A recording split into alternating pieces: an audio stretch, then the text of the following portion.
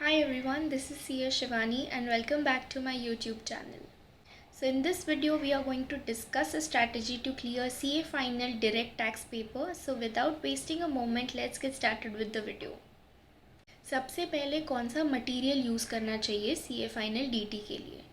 Firstly आपको use करना है ICAI का स्टडी मटेरियल, ICAI का MCQ बुकलेट, फिर आता है पास 3 to 4 अटेम्प्ट्स के RTPs, MTPs in past papers, relevant amendment notes and ICAI का केस सिनारियो का बुकलेट। सबसे पहले तो बहुत ही इम्पॉर्टेंट ऐसे पॉइंट्स है जो मैं एड्रेस करना चाहती हूँ।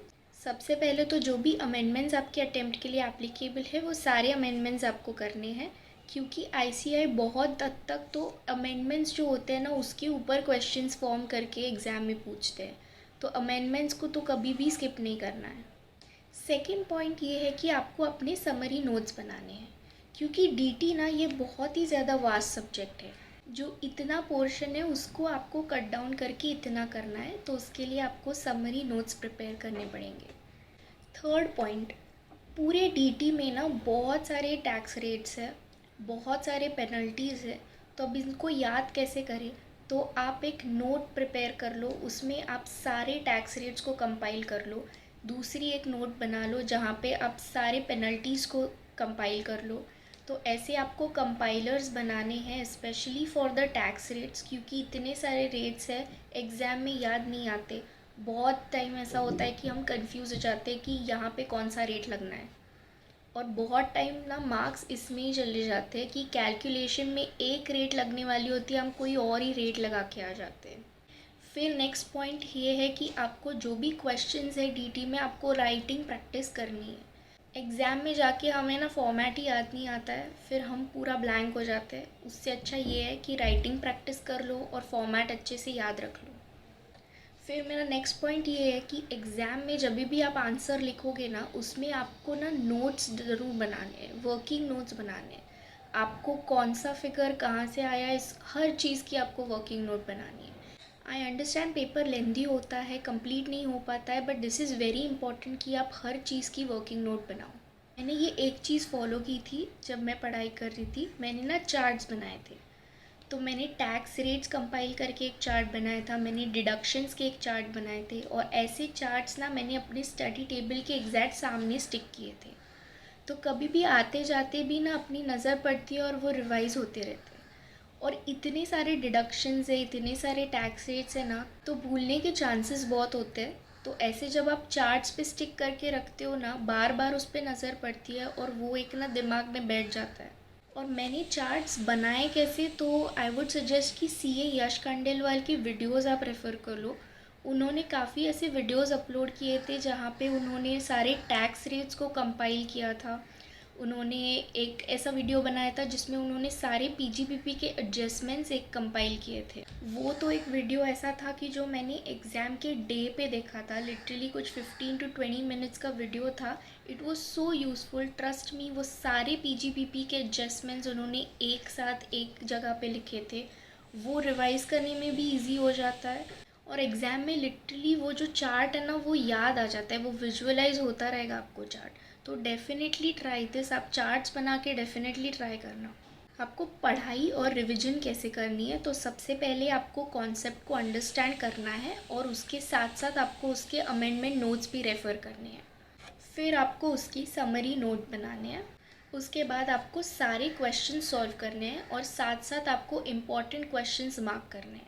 अब इम्पॉर्टेंट क्वेश्चंस आप कैसे मार्क करोगे, जो आपको ट्रिकी लग रहे हैं वो मार्क करना, और कुछ ऐसे सम्स है जहाँ पे सारे एडजस्टमेंट्स है या बहुत सारे एडजस्टमेंट्स है, वो क्वेश्चंस मार्क करना। ये प्रैक्टिकल क्वेश्चंस हो जाने के बाद हम MCQs को रेफ़र करेंगे।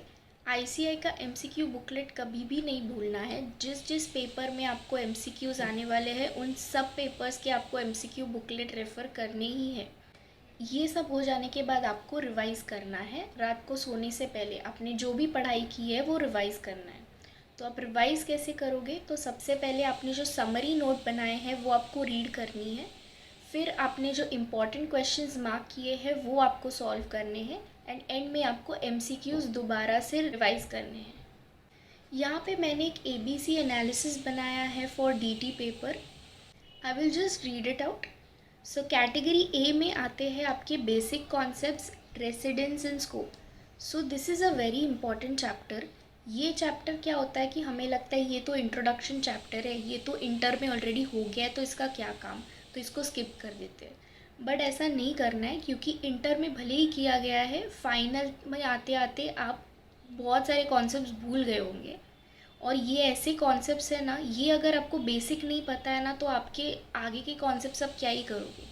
काफ़ी बार ऐसा होता है कि हमें बड़े बड़े चैप्टर्स जैसे ट्रस्ट है या पीजीबीपी है वो याद है, बट हमको बेसिक ही नहीं पता है कि रेसिडेंस क्या होता है, वो स्कोप ऑफ टोटल इनकम क्या है, तो उसमें ना आपके बहुत सारे मार्क्स जाने के चांसेस हैं। तो ये चैप्टर तो आप डेफिनेटली करना, इसीलिए मैंने ये ए कैटेगरी में डाला है।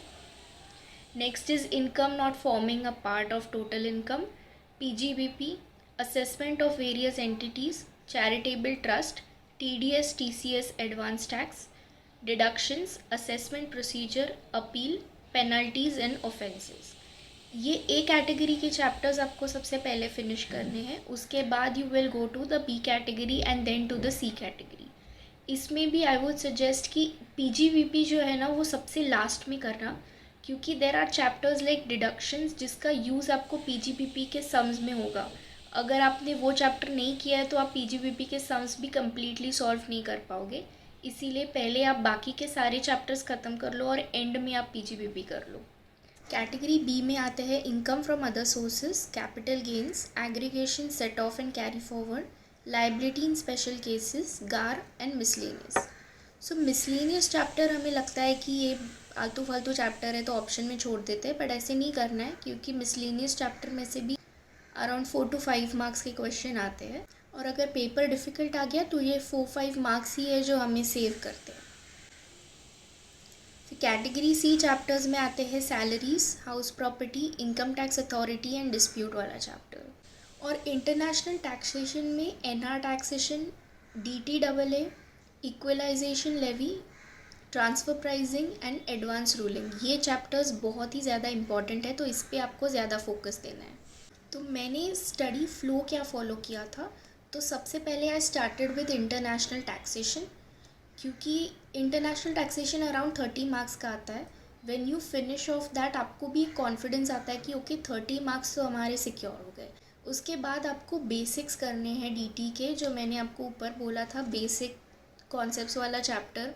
फिर residence, scope of income, income which do not form a part of total income, ये सारे चैप्टर्स जो है वो आपको पहले करने हैं। And then you will move on to the rest of the chapters of DT।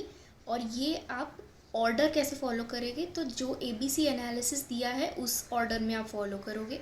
तो ए कैटेगरी चैप्टर्स आप पहले करोगे, then B and then C।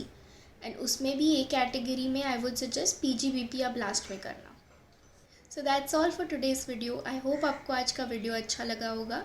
Video अच्छा लगा है तो लाइक और शेयर कर देना, और ऐसी यूज़फुल वीडियोस इस चैनल पे आते रहेंगे, तो चैनल को सब्सक्राइब करना मत भूलिएगा। Thank you so much for watching the video.